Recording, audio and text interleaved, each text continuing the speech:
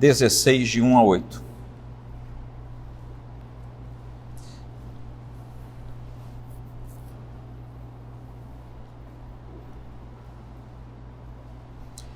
E eu gostaria de fazermos um exercício um pouco diferente hoje. Eu gostaria de pedir que você lesse juntamente comigo. Eu estou lendo hoje na versão atualizada, que é a que a maioria tem em mãos. Então nós vamos ler todos juntos. Diz assim: passado o sábado, Maria Madalena, Maria, mãe de Tiago, e Salomé compraram aromas para irem embalsamá-lo. E muito cedo, no primeiro dia da semana, ao despontar do sol, foram ao túmulo. Diziam umas às outras: quem nos removerá a pedra da entrada do túmulo? E olhando, viram que a pedra já estava removida, pois era muito grande.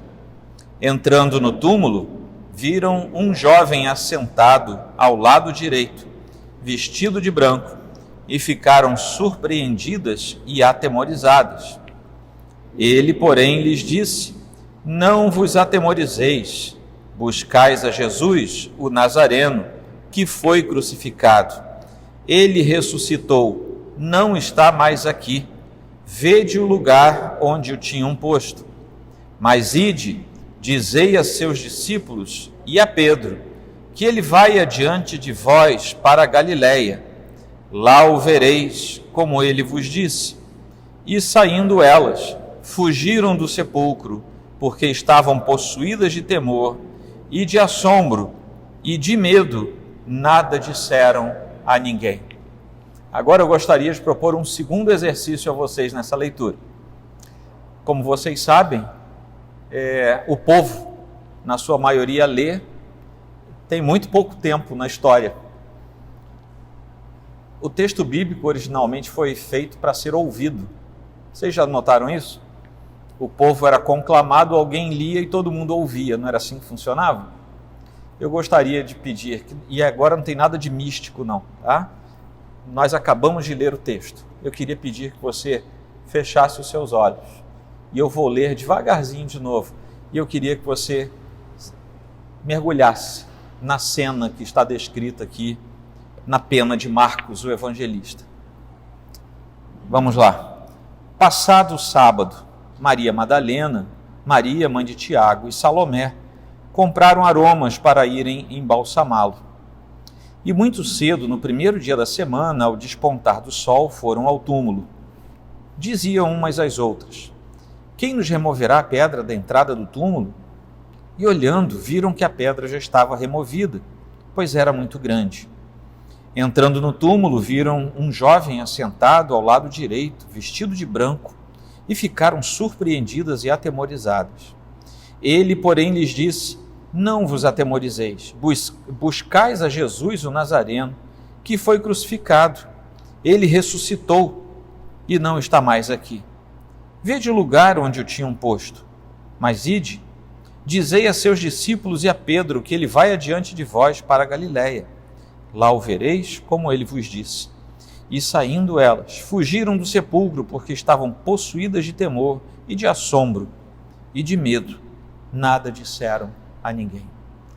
Senhor Deus, estamos diante da Tua palavra. Nesse finalzinho do Evangelho de Marcos.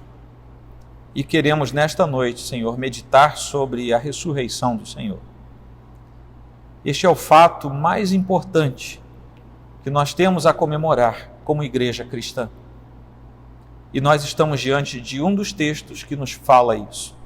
E para isso, Senhor, pedimos a ajuda do Teu Santo Espírito e pedimos a iluminação do Senhor, a fim de que compreendamos a Tua verdade e nela sejamos acrescidos e educados. É como nós oramos, em nome de Jesus Cristo. Amém. Bom, espero que vocês tenham imaginado aquela cena, né?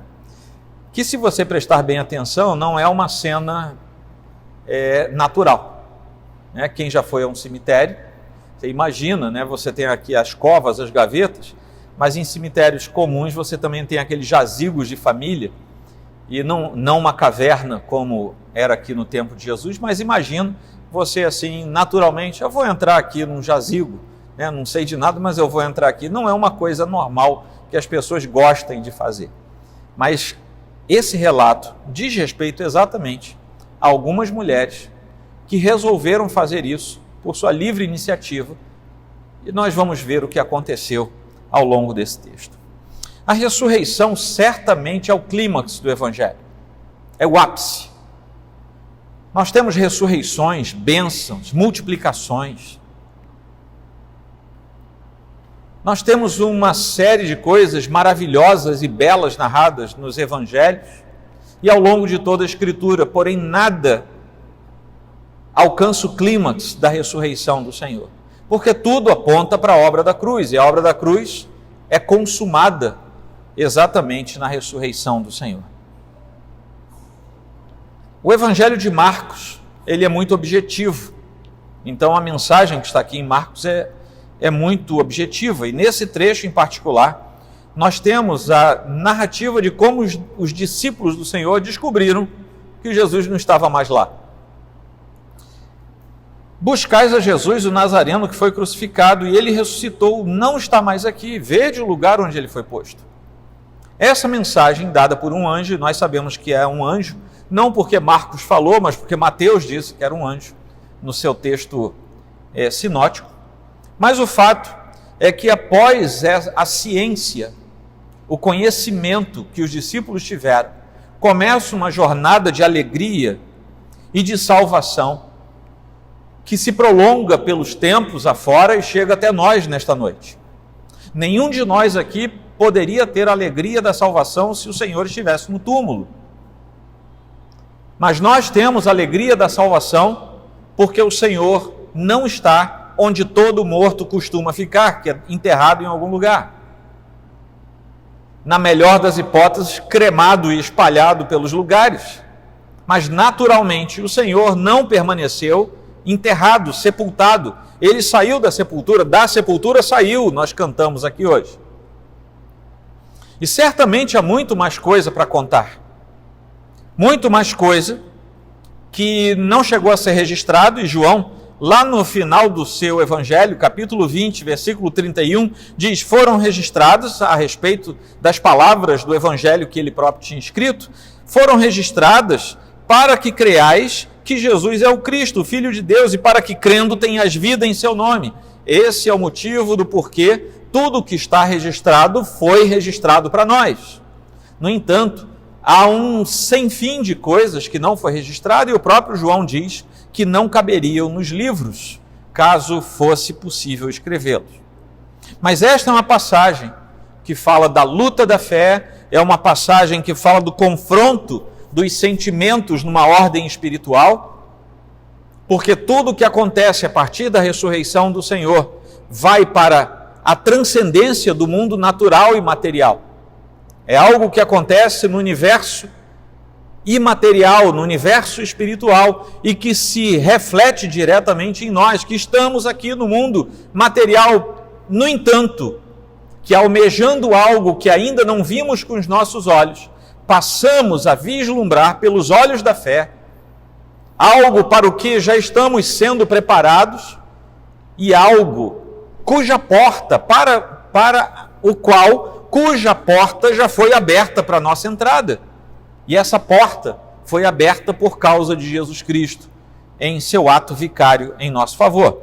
E em meio a toda essa narrativa da ressurreição do Senhor, que eu li para vocês aqui em Marcos 16, há 3 elementos que eu gostaria de destacar para vocês antes de falar um pouco sobre a importância doutrinária da ressurreição na nossa concepção como protestantes que nós somos. Houve aqui a demonstração de um grande amor para além de um amor normal, e esse grande amor foi demonstrado por aquelas mulheres que foram no raiar do domingo até o túmulo onde o Senhor tinha sido posto. Mas logo em seguida, a esse grande amor, nós vemos a descrição de uma grande surpresa que elas tiveram quando chegaram ao túmulo. E não bastasse esse grande amor e essa grande surpresa, elas também receberam uma grande notícia que foi encaixada nos seus corações e que até hoje faz diferença nos corações daqueles que, tendo os seus ouvidos espirituais abertos, percebem a mensagem da salvação. E isso tudo para a glória de Deus. Bom, aqui nos versículos 1 e 2 eu gostaria de falar para vocês sobre esse grande amor. Jesus estava morto, tinha ficado morto, desde aproximadamente as 15 horas da sexta-feira. Tinham se passado 3 dias, e você não vai contar 3 dias, porque você vai contar 3 períodos de 24 horas, não é assim que você conta? 3 dias? Mas os hebreus tinham a viração do dia, eles faziam uma contagem diferente. Então, por exemplo, você pode imaginar que os 3 dias de Jonas narrados pode ter sido que tenham seguido a mesma linha de coerência, por exemplo, dos 3 dias de Jesus Cristo. Tanto é que Jesus se compara a Jonas quando faz também esse delimitador temporal. Mas havia 3 dias que ele estava, em tese, sepultado, desde as 15 horas da sexta-feira. Ocorre que na manhãzinha do domingo, Jesus ressuscitou. Eu não sei por que a gente passou a ser tão plástico, tão pragmático e tão frio, sendo cristãos como nós somos.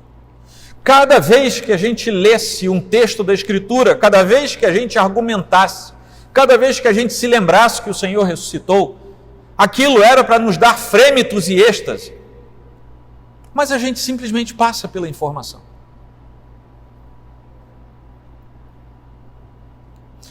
Toda apoteose escatológica se baseia no fato de que Jesus ressuscitou. A sua salvação se baseia no fato de que Jesus ressuscitou.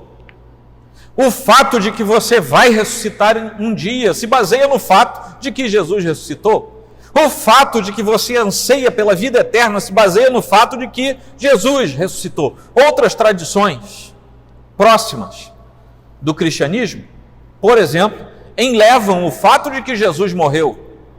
É claro que é fantástico pensarmos que Jesus morreu por nossa causa e por nosso pecado, mas não fosse a ressurreição, a obra da cruz não teria sido consumada. Naquela manhãzinha de domingo, Jesus ressuscitou e a vitória já tinha sido definida em favor do Senhor e em favor dos eleitos, que somos nós. E nós poderíamos, a partir de então, contar com a eficácia do sacrifício vicário de Cristo na sua completude, porque agora está consumado. Tetelestai, grita ele da cruz e diz, está consumado. E ali ele cumpre o final da sua missão, sendo sepultado, ressuscitado e glorificado, enquanto logo em seguida ascende de volta ao Pai. É por causa disso que nós fomos filiados ao Pai por adoção em Cristo Jesus, aquele mesmo que morreu e ressuscitou. E nós vemos aqui a grande demonstração de amor por parte daquelas mulheres. Aquelas mulheres que auxiliavam Jesus, o seguiam de perto. Há textos na Escritura que falam dessas mulheres que auxiliavam Jesus de diversas maneiras. E elas então, aliás, são mais do que essas que nós lemos aqui em Marcos, e eu tive a curiosidade de juntar as mulheres citadas nos 4 evangelhos, e são elas: Maria, mãe de Jesus, Maria Madalena, Maria, mãe de Tiago, as 3 Marias, né? Essa Maria, mãe de Tiago, era também a mãe de José, que não é, obviamente, o pai de Jesus, né? Outro José. Salomé e Joana, eram essas as mulheres que, quando juntamos os evangelhos, são mencionadas aqui. Qual era o propósito daquelas mulheres em irem ainda escuro? Muito provavelmente saem em direção ao túmulo ainda escuro e chegam lá no raiar do dia. Era embalsamar o corpo de Jesus, porque elas estavam no momento da crucificação, viram Jesus sendo retirado, quase chegando o pôr do sol da sexta-feira, e não se poderia mais fazer aquele trabalho. José de Arimateia cede o seu lugar.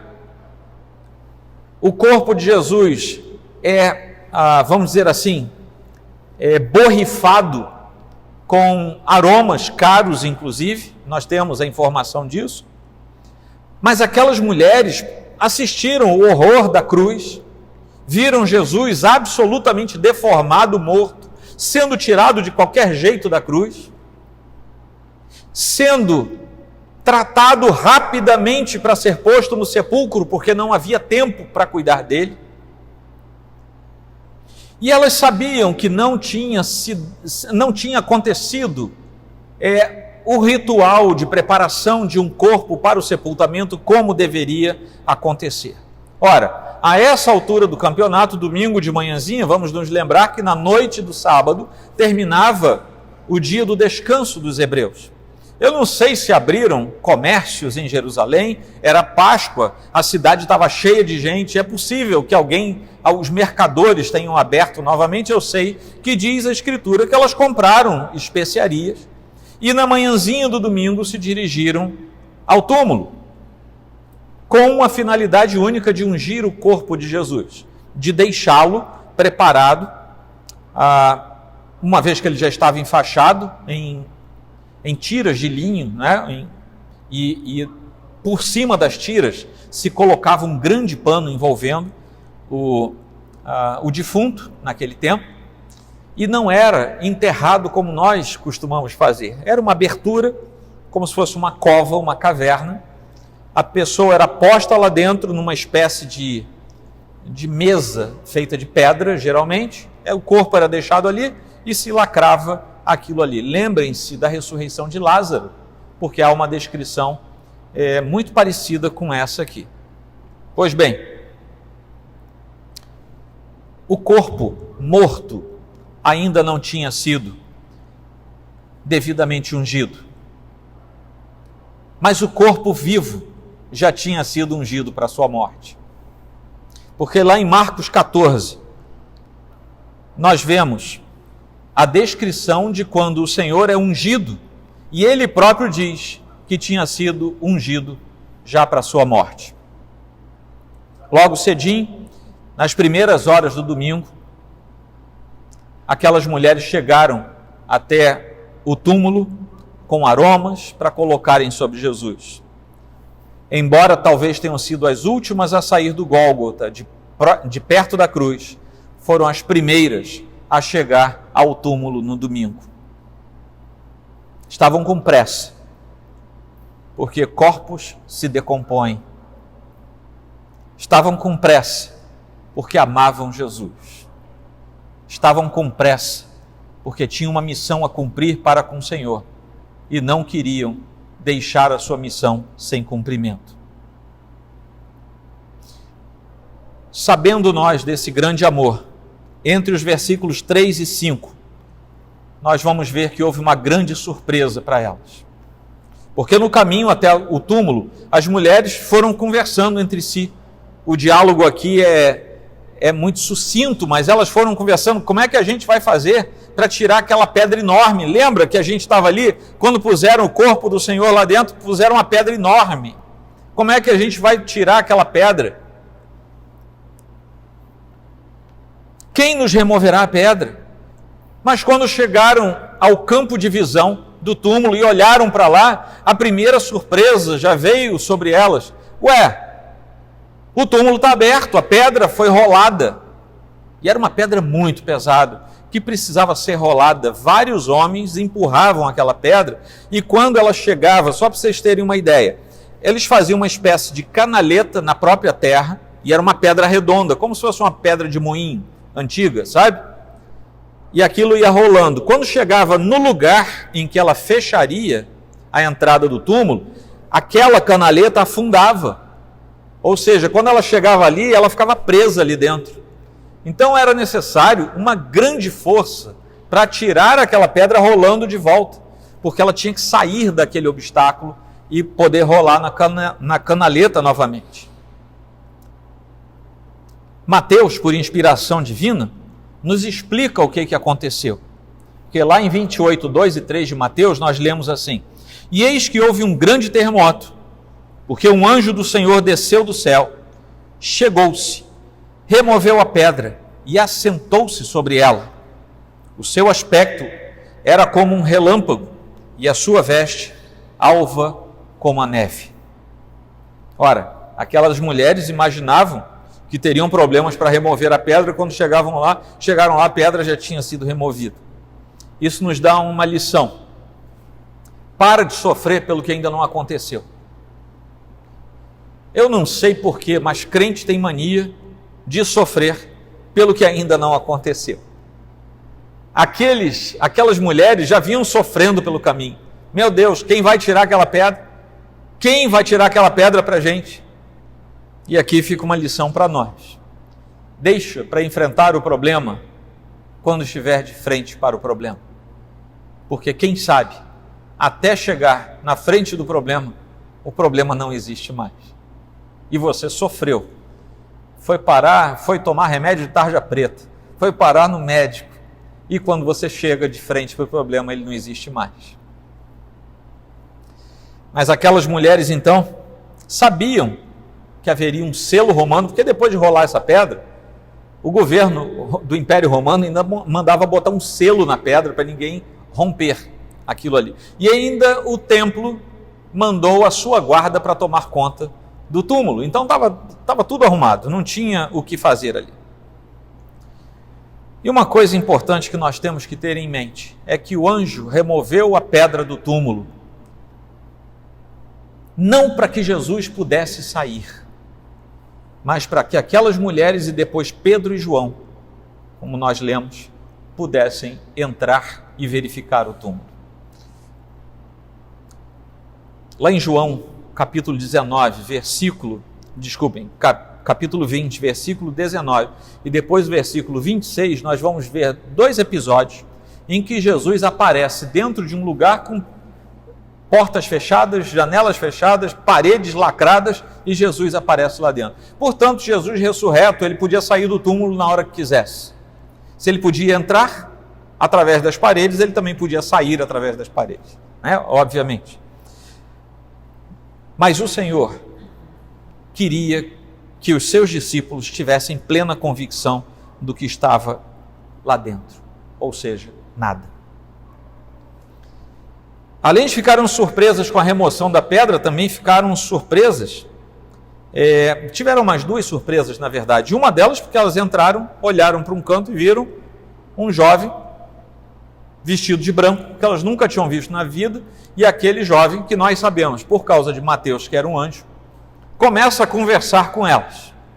Elas ficaram com medo, e o texto diz que ficaram com medo. Gente, se qualquer um de nós entrar numa sepultura e chegar lá dentro, tiver um sujeito vestido de branco, vai ficar com medo. Não adianta você dizer que é corajoso, você vai ficar com medo. Nem que seja um susto você vai levar. E aquelas meninas, né, aquelas moças, entraram no túmulo. Já não é um lugar agradável para você entrar, um túmulo. E quando olharam, deram de cara com um sujeito vestido de branco num canto. E a segunda surpresa que elas tiveram é que elas olharam para onde Jesus estava ou teria que estar e não viram mais nada. Viram panos. Inclusive, por causa da informação de outro evangelho, nós temos uma informação curiosa lá em João 20. Aliás, nós lemos, foi a segunda leitura que o presbítero Jean leu nesta noite para nós. Os panos de mortalha estavam sobre a pedra fúnebre. Mas o pano que estava sobre a sua cabeça estava dobrado e colocado em outro lugar. Isso assusta também. Meu Deus, como é que aconteceu isso? E aquelas nossas irmãs do passado estavam meio atônitas, atemorizadas, com tanto medo que até depois que o anjo as acalmou, elas saíram correndo, não tiveram coragem de falar nada para ninguém, e o texto aqui no versículo 8 diz que é porque elas estavam com medo. Tá? Então não critiquem aquelas nossas irmãs do passado, porque todos nós certamente teríamos medo diante de uma situação dessa. Foram surpreendidas e atemorizadas, diz o texto bíblico. Mas aquele era o anjo do Senhor, que estava ali para trazer boas notícias. E a melhor das notícias foi aquela que foi dada a elas do versículo 6 até o versículo 8. A grande notícia, o grande amor. a grande surpresa e o desembocar da grande notícia. Não vos atemorizeis, disse aquele anjo às mulheres. Em outras palavras, o que ele quis dizer a elas foi mais ou menos o seguinte: parem de se assustar desse jeito. Em vez disso, alegrem-se, porque este é um dia de grande alegria. Meus irmãos, há mais de 2000 anos, ano após ano, ou seja, mais de 2000 vezes, ano após ano, grupos de pessoas como nós se reúnem em torno da palavra de Deus, mais ou menos nesta época do ano, para dizer: precisamos ter a alegria da salvação renovada na nossa mente e no nosso coração. Por quê? Nos outros 364 dias eu fiquei triste com a salvação? Não, mas assim como os irmãos do passado recontavam as histórias, geração após geração, para fortalecer a fé e o memorial dos atos maravilhosos de Deus, nós também, ano após ano, precisamos recontar as maravilhas de Deus para renovar a nossa alegria e remoçar a nossa mente no Senhor. Esse é um dia de grande alegria. E por que ele fala isso? Porque vós buscais a Jesus, o Nazareno, aquele mesmo que tinha passado a maior parte da vida terrena lá em Nazaré, e por isso era chamado de Nazareno. Tinha se humilhado voluntariamente, tinha ido até a cruz voluntariamente, tinha sido morto porque se entregou voluntariamente. Mas agora, depois da morte de cruz, alegrem-se vocês, eu estou aqui, eu fui mandado pelo Senhor para falar para vocês, vocês estão procurando Ele morto, Ele não está morto, Ele está vivo. Essa é uma mensagem que torna a nossa fé absolutamente peculiar, singular e diferente de qualquer outra. E na nossa concepção isso é tão peculiar que nada pode complementar o que Jesus fez por nós. Não há outros intermediários, nem intermediária. Não há nada que eu possa fazer, não há sacramento que me salve. A ceia não me salva, o batismo não me salva, a igreja não me salva.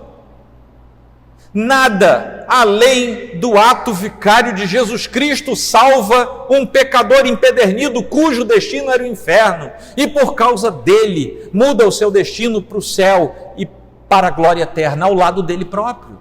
Nada complementa, colabora, aumenta, melhora, nada do que você faça, nada do que eu faça vai aumentar uma vírgula em toda a escrita da salvação, porque é somente Ele, somente nele, somente por Ele que nós alcançamos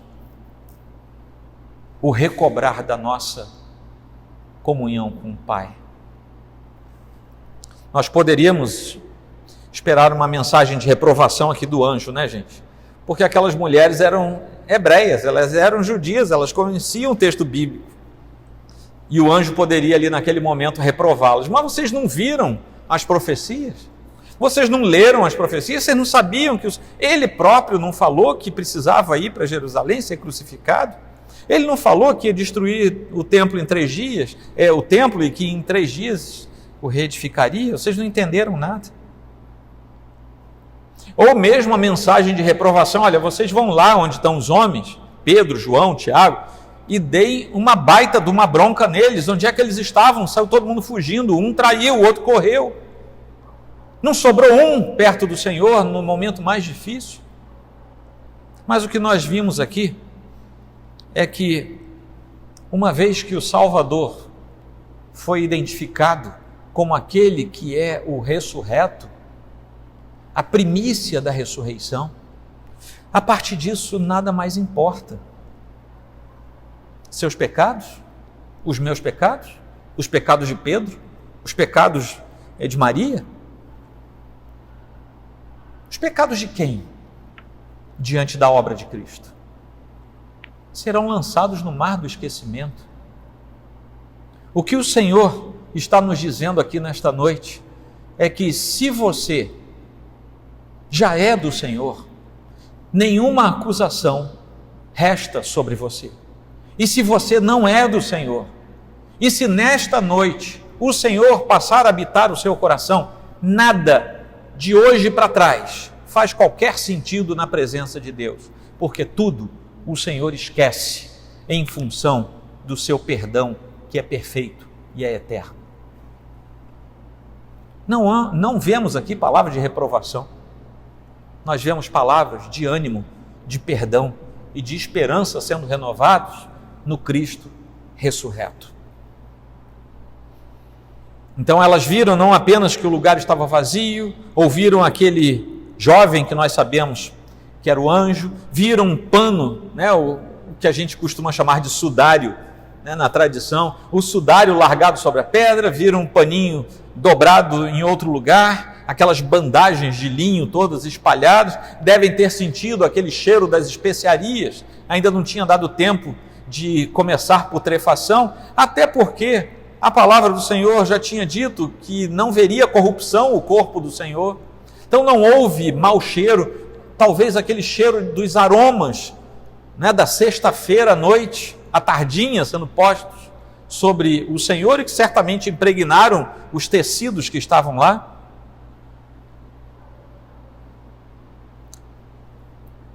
Pedro mais tarde constata também o seguinte, quando lemos lá em João. A seguir, Simão Pedro, que vinha atrás dele, atrás de João, chegou, entrou no sepulcro e viu as faixas de linho, bem como o lenço que estivera sobre a cabeça de Jesus.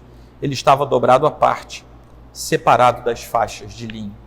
E esse é o cenário que nós temos. E o anjo trouxe uma segunda informação.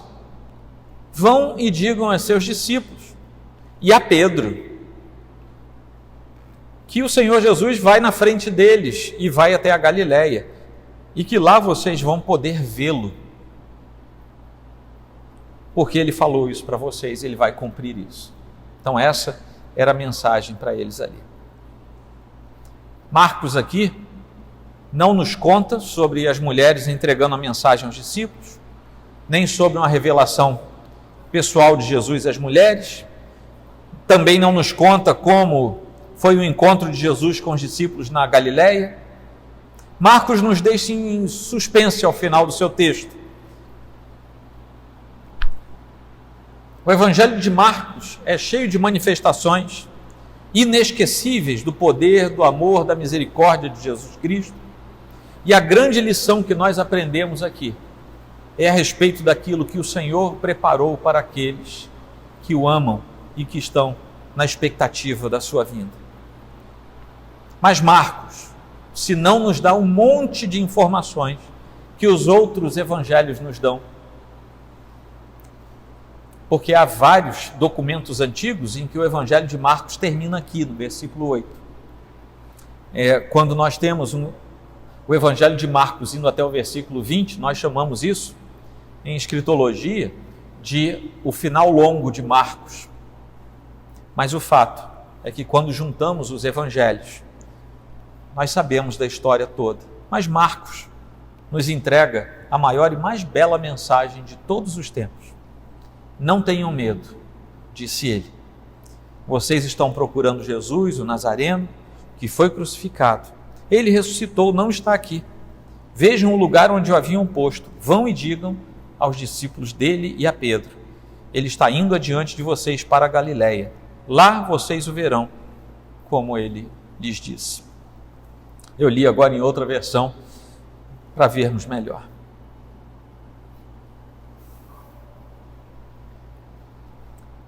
Esse é o grande cenário. Nós sabemos que o medo é uma força que paralisa muitas vezes e tem um monte de indicativos aqui de que aquelas mulheres realmente estavam temerosas de tudo que estava acontecendo. Mas quando nós vamos pensar um pouquinho sobre a doutrina que nos cerca e nos alimenta nesse texto, nós precisamos entender, se vimos o grande amor, a grande surpresa, a grande notícia, nós temos também que entender qual é o grande significado da ressurreição para a nossa fé. O significado maior tem a ver com o fato de que Jesus deve ressuscitar dos mortos pelo seu próprio poder. Isso não é fácil de entendermos como seres humanos, mas o poder do Deus Filho precisava se manifestar de tal maneira que a vida lhe fosse dada pelo poder triuno que estava compartilhado com ele como sendo uma das pessoas da Santíssima Trindade. Então nós podemos dizer, nós podemos crer sem dúvida que a ressurreição de nosso Senhor tem algumas características. Primeira, ela é a prova mais clara da sua divindade. E nós temos algumas teologias espúrias que tentam limitar o ato da ressurreição do Senhor a apenas um espectro da emoção dos apóstolos naquele tempo. Não, ele ressuscitou no coração deles, não foi em carne. Mas quando isso acontece, essas pessoas estão negando a divindade do Senhor. Ele mostrou dessa forma que ele é, primeiro e antes de mais nada, o Senhor absoluto da vida e da morte. Ele é Senhor sobre a morte, ele se entrega a ela e ele diz, agora basta, porque a vida é minha e eu a tomo de volta. Ele é Senhor sobre a morte e é Senhor sobre a vida. Ele é possuidor de todo o poder, inclusive sobre vida e morte. Por isso que nós podemos entender que, além de totalmente divino e santo, ele é onipotente. Ele tem todo o poder em suas mãos. Mas também que tudo o que ele disse e ensinou era totalmente verdadeiro. E nós podemos fazer um comparativo no texto bíblico. Ele passou a vida inteira, naqueles 3 anos de ministério terreno, afirmando que ele se levantaria dos mortos ao terceiro dia. E ele realmente levantou dos mortos ao terceiro dia. E com isso ele prova não apenas que ele falou a verdade sobre a sua ressurreição, mas prova que todas as outras coisas que ele falou também eram verdadeiras. Porque a mais complexa era essa. E se ele falou a verdade sobre a sua ressurreição, ele também falou a verdade sobre todas as coisas. Por exemplo, sobre o fato de ele ser o Filho de Deus.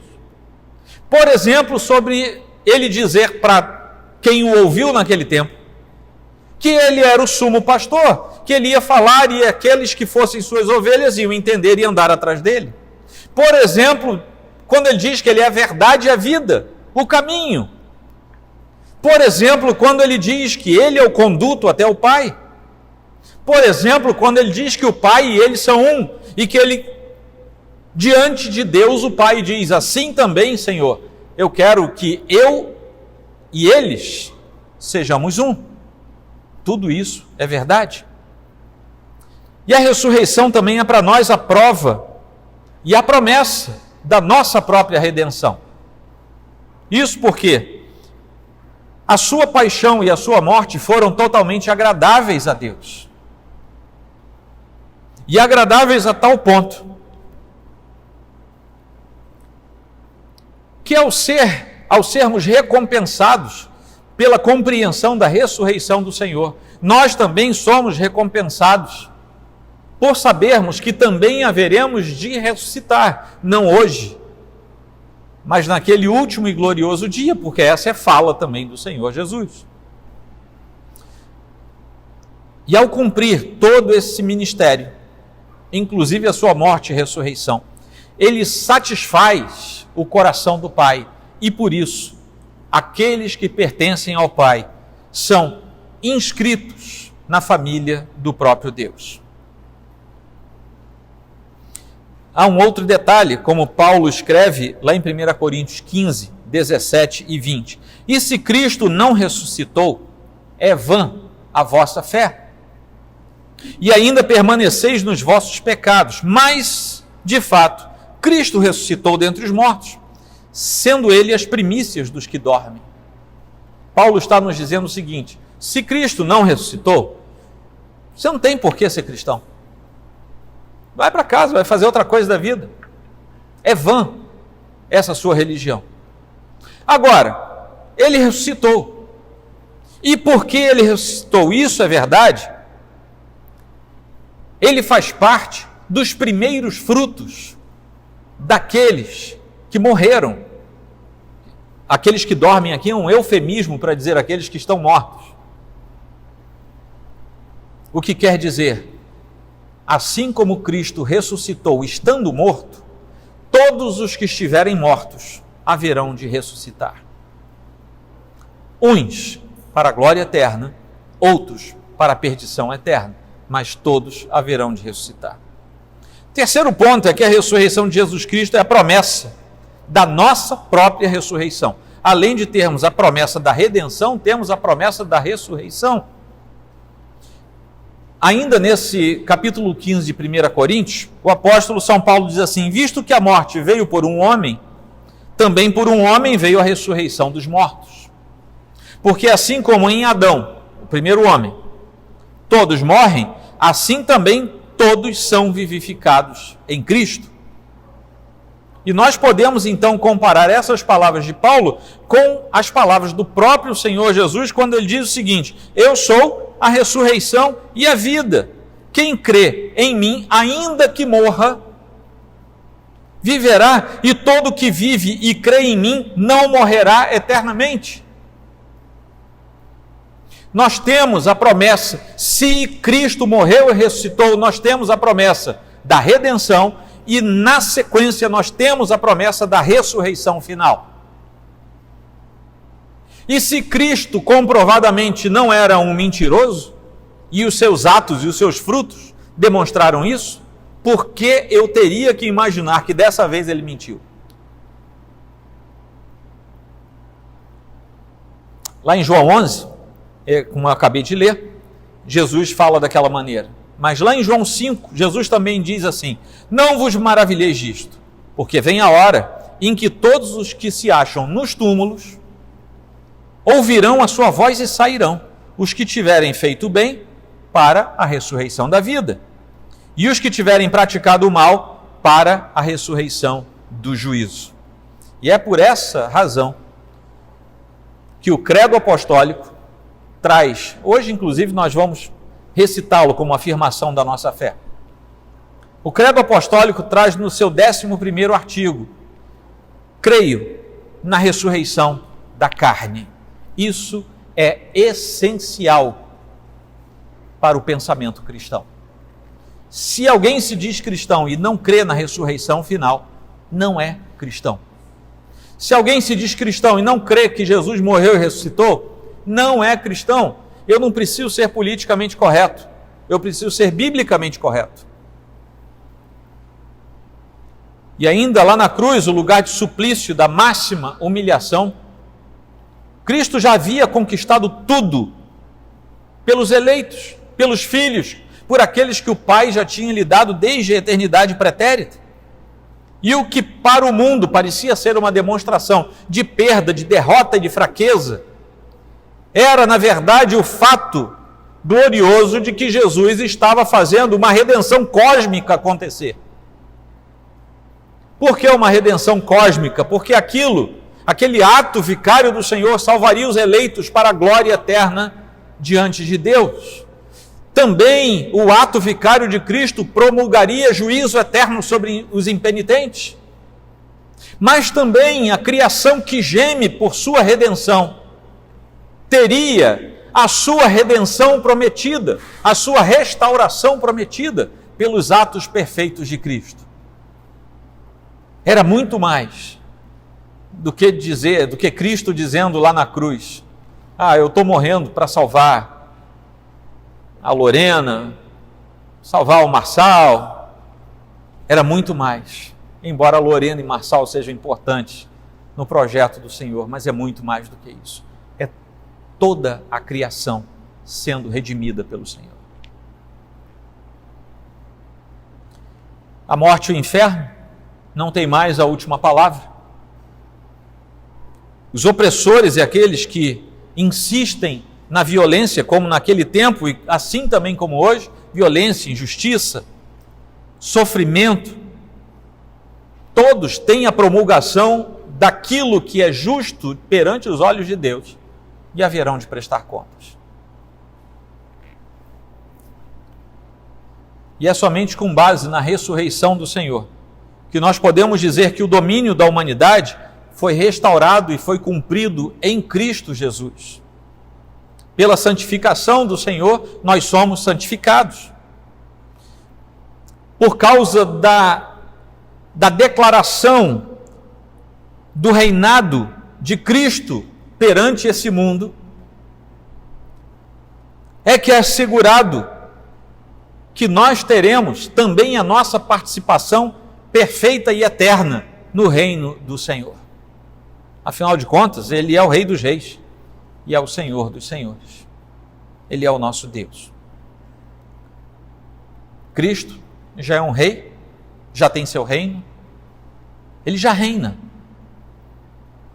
Mas por enquanto, esse reino se torna visível principalmente no ministério público da Palavra de Deus.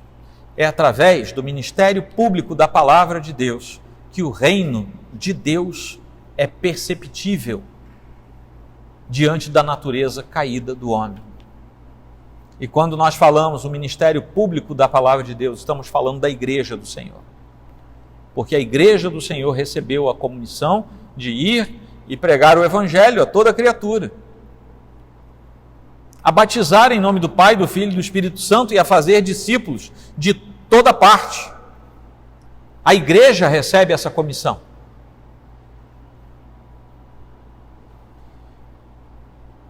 Nós estamos, portanto, diante dos atos finais dessa história que nós chamamos história da redenção. Os grandes eventos dessa história já aconteceram. E nós estamos esperando o grande finale. E ele virá. Cristo vai consumar o seu retorno. E no seu retorno, ele consumará seus últimos projetos em função da igreja, em função dos eleitos. Aos tempos da restauração de todas as coisas, de que Deus falou por boca dos seus santos profetas, desde a antiguidade. Isso está sendo comutado e preparado. Isso está lá em Atos 3:21. E como Paulo confirma, lá em 1 Coríntios 15, aquele capítulo, depois que vocês leiam esse capítulo todo, que ele é muito elucidativo. A ressurreição de Cristo não é diferente da ressurreição dos cristãos, porque nós seguimos os passos do Mestre. O que aconteceu com ele é o paradigma para o que vai acontecer com cada um dos seus filhos. Amém? Deu para entender? Vamos aplicar. Qual é o grande demonstrativo do seu amor para com o Senhor? Você hoje não tem mais o Senhor num túmulo e você não pode dizer assim, eu vou sair correndo para comprar especiarias e levar. Nós vimos aqui que o grande demonstrativo do amor daquelas mulheres foi a preocupação em ungir o corpo do Senhor. Você não pode mais fazer isso. Mas será que se você se deparasse com uma situação assim, muito peculiar como era aquela, você enfrentaria a incerteza, você enfrentaria talvez o temor, você enfrentaria coisas contra a sua própria natureza, por causa do profundo amor que eventualmente você sente pelo Senhor? A Igreja do Senhor dos nossos dias tem demonstrado esse amor? Vocês viram aqui na rua, passando uma patrulha das Forças Armadas e da nossa Polícia Militar para nos impedir legalmente de assistir esse culto? Vocês viram isso? Vocês viram? Nem eu. E por que é que há um número tão grande de igrejas fechadas? Sendo que tudo o que nós temos que fazer é o que nós fazemos aqui, mantenha certa distância, ponha máscara, use higienizador. Por que é que tanta gente se arvora o direito de impedir que a palavra de Deus seja pregada, a título de preservar alguém? Isso é amor pelo Senhor? Ou isso são as mulheres antes de sair para o túmulo dizendo assim, nem vamos lá, porque a gente não vai conseguir tirar aquela pedra?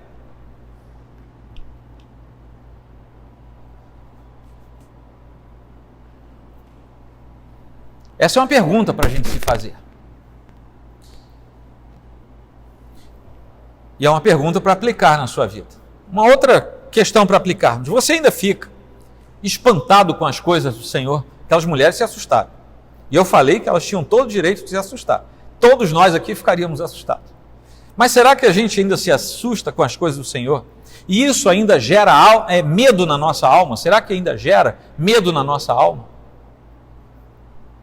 Ou simplesmente ficamos maravilhados e entendemos que as maravilhas do Senhor são apenas parte da sua bondade, da sua misericórdia, e que às vezes a gente não entende, mas aquilo vem do Senhor e vai gerar paz no nosso coração? Porque todas as vezes que nós andamos com o Senhor e andamos em direção a Cristo, o Cristo ressurreto, não se espantem, mas Ele sempre vai nos surpreender. Cristo não é como nós, que dia após dia somos a mesma coisa, e quando a gente muda é para pior. A gente tem que correr para o Senhor nos ajudar. Ou só eu que faço isso aqui? Mas o Senhor nos surpreende todo dia. Ele alegra o nosso coração todo dia. Ele faz a nossa alma saltitar todo dia. Ele nos mostra coisas novas todo dia, porque Ele é Deus, Ele é o Senhor. Ele é aquele que, estando morto, levantou da morte. Não é como nós, que temos uma advertência na Escritura que diz: vocês estavam mortos em seus delitos e pecados, por isso que Ele precisou dar vida a vocês. Ninguém precisou dar vida a Jesus. Ele estava morto, não nos seus delitos e pecados, mas na morte vicária, e Ele próprio o levanta da morte. Ele é Deus, e eu não sou. Que a gente canta aqui do nosso Eduardo Mano. Assim, nós entendemos que só Ele é poderoso para fazer infinitamente mais de tudo quanto pedimos ou pensamos, conforme o seu poder que opera em nós. Efésios 3:20. Isso nos surpreende. E às vezes nos surpreende tanto que a gente se assusta. Terceira aplicação. Você tem convicção plena do túmulo vazio? Ou a sua convicção está apenas aqui, na sua cognição? Porque enquanto estiver só aqui, sem descer para o coração, você é apenas um intelectual da religião. Também não adianta estar só no coração, que aí você vai virar que a gente chama, né? Você vai ser alguém que vive na meninice da religião. Você precisa equilibrar mente e coração. Você tem certeza no seu coração que Cristo ressuscitou? Se não tem, palavras agora de Paulo: inútil é a fé que vocês têm e ainda estão em seus pecados. E hoje, esta noite de hoje, 4 de abril de 2021, esta noite é a noite aceitável. Se alguém aqui, nesta pequena comunidade, não tem a convicção da ressurreição do Senhor, esta é uma noite aceitável, uma noite para se reconhecer o chamado eficaz do Senhor, ressurreto, e de se tornar, por isso, filho de Deus. Porque, como também está escrito, aos que creram em seu nome, ao nome de Jesus, deu-lhes o direito de se tornarem filhos de Deus. O que mostra que existe uma falácia neste mundo. Não é? Quando você vai ali na esquina, o sujeito fala assim: mas todo mundo é filho de Deus. A Escritura diz que não, que é só quem creu em Jesus. Ganhou o direito de se tornar filho de Deus. Quinta aplicação, são só 6, só faltam 2. Se você for espiritualmente ressuscitado dos mortos, ainda só espiritualmente, você deve andar em novidade de vida, uma vida sagrada, uma vida santa diante do Senhor. Com todos os seus defeitos e problemas, você tem que andar uma vida diante do Senhor, a fim de que você possa, algum dia, assim como você já ressuscitou espiritualmente, algum dia você também possa se levantar corporalmente diante do Senhor para adentrar os portais eternos. com corpo ressurreto e glorificado, como aquele que foi o do Senhor. Por isso, mantenha-se em honra, em santidade perante o Senhor, e resista a toda forma de paixão maligna, obviamente não por sua própria conta, mas com a ajuda do Espírito Santo. Paulo diz assim: portanto, não permitam que o pecado continue dominando o corpo mortal de vocês, fazendo que obedeçam aos seus desejos. Não ofereçam os membros do corpo de vocês ao pecado como instrumentos de injustiça. Antes, ofereçam-se a Deus como quem voltou da morte para a vida, e ofereçam os membros do corpo de vocês a Ele como instrumentos de justiça. Romanos 6, 12 e 13. E finalmente, vou fazer agora a leitura de um pequeno trecho de um comentário escrito em 2008, que diz assim: por causa do medo. Agora, vejam bem, escrito em 2008. Pensem em 2021. E aqui eu vou encerrar esse sermão. Por causa do medo que domina muitos crentes ainda hoje, por causa da falta de coragem para testemunhar, e certamente por causa da vergonha em proclamar que acreditam no sobrenatural, muitos estão vivendo sem experimentar a transformação que a mensagem mais poderosa deste mundo, a mensagem do Jesus Cristo ressuscitado, pode provocar na vida humana. O medo é uma força paralisante, que o medo, a falta de coragem e a vergonha não nos impeçam de experimentar e anunciar Jesus Cristo ressuscitado. Amém? Senhor Deus, diante do Senhor está a nossa mente desnudada para ser trabalhada por Teu Santo Espírito. Enche-nos, ó Deus, da Tua direção e enche-nos, Senhor, da sobriedade que vem do Teu Santo Espírito, a fim de que nós sejamos alvo da Tua graça, da Tua bondade, da misericórdia do Senhor.